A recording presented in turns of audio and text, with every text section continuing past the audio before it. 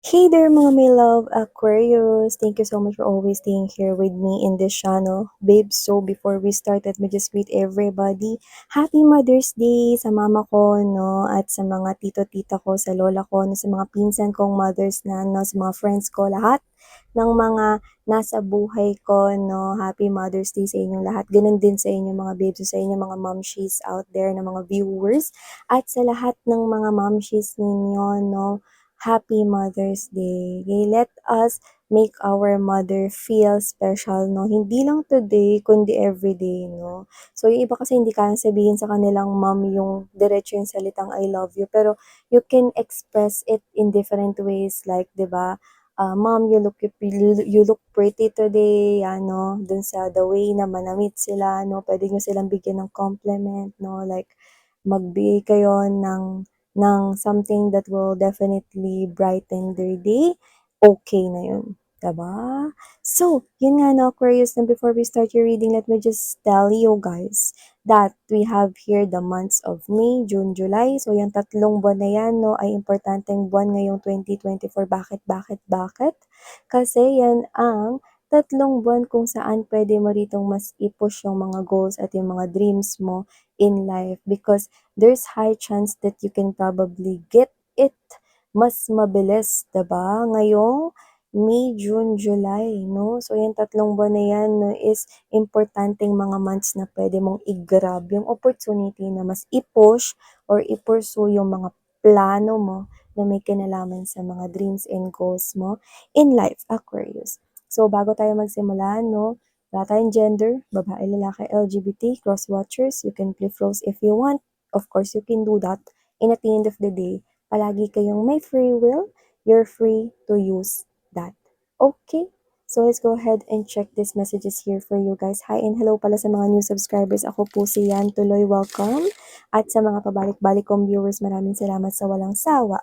At walang sawa ninyong, walang patid na pagsuporta. Let's go Aquarius! Archangel Michael, thank you so much for being present here in this reading. This is for my Aquarian people. Angels and spirit guides, thank you. Let's go.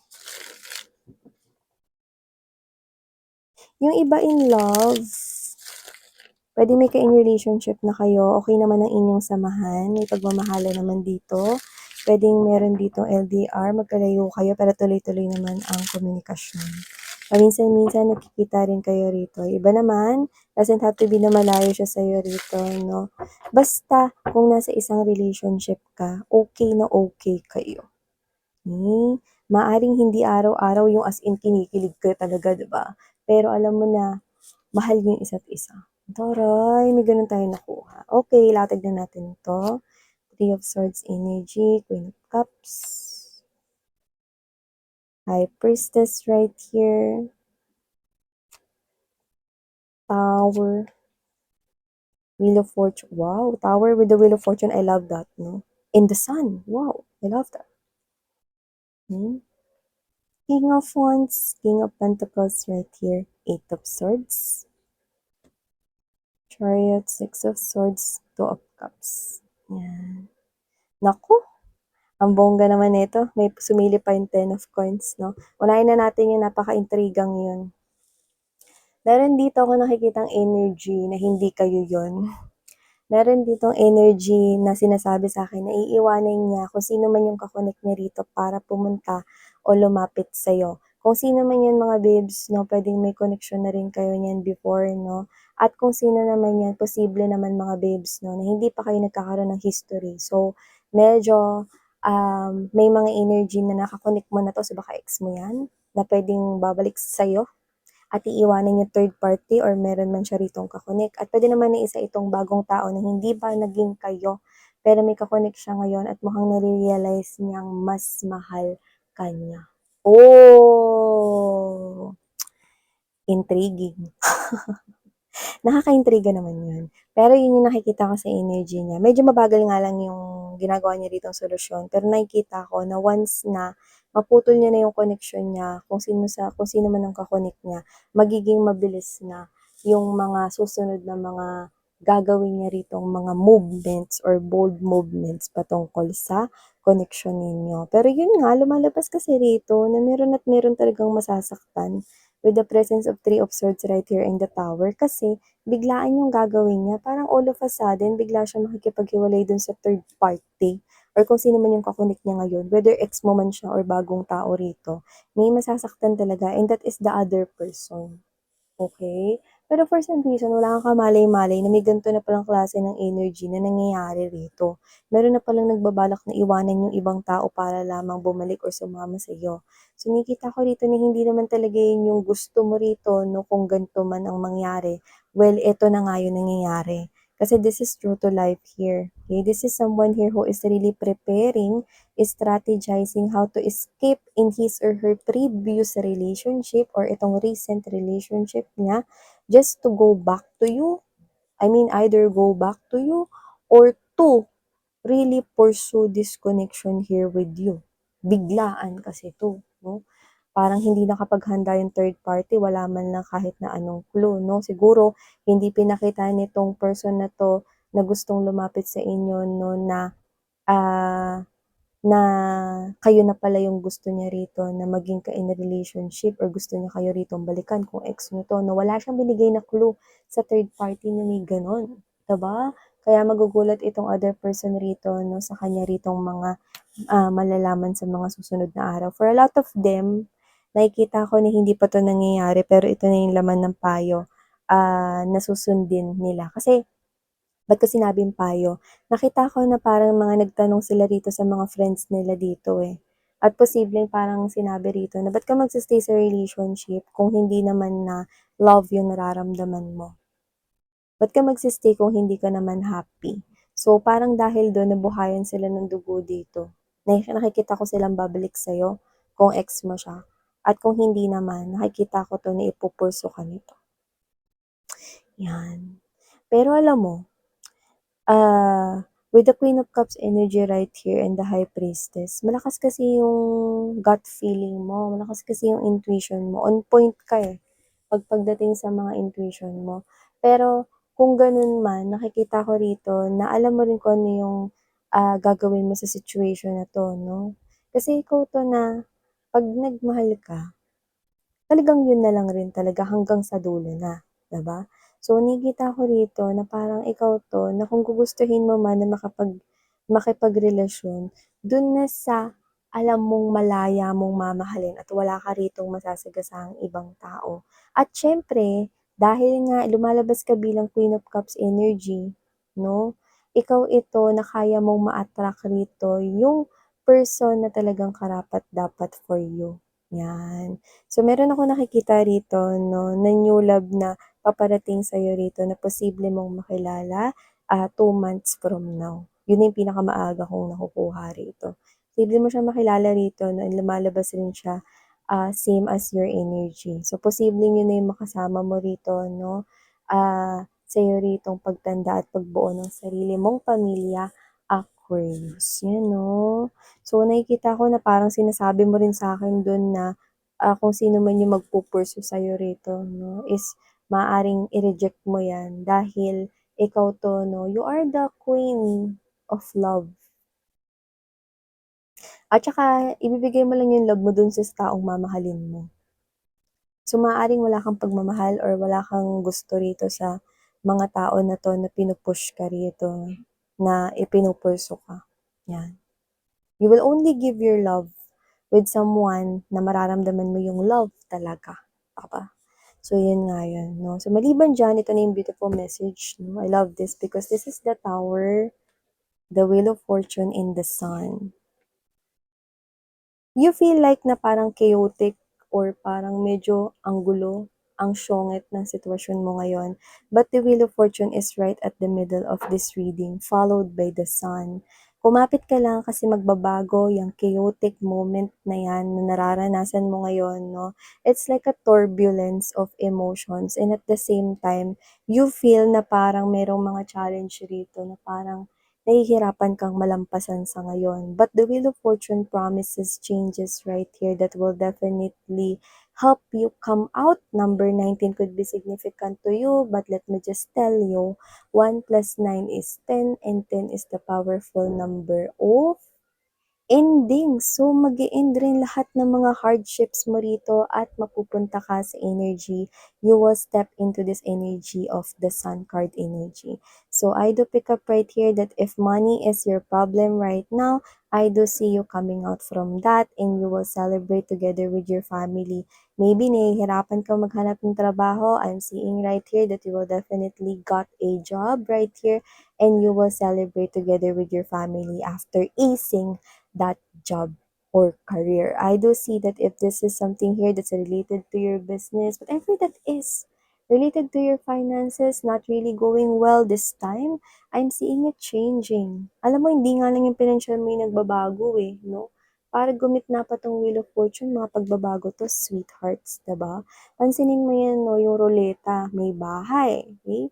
Others of you, pwedeng bahay yan, plano mo magkaroon ng sariling bahay or para sa pamilya mo, sa future dito ng mga kids mo, all about family and home, okay? Money, this is you. You're wanting here money. I'm seeing you saving here lots of money.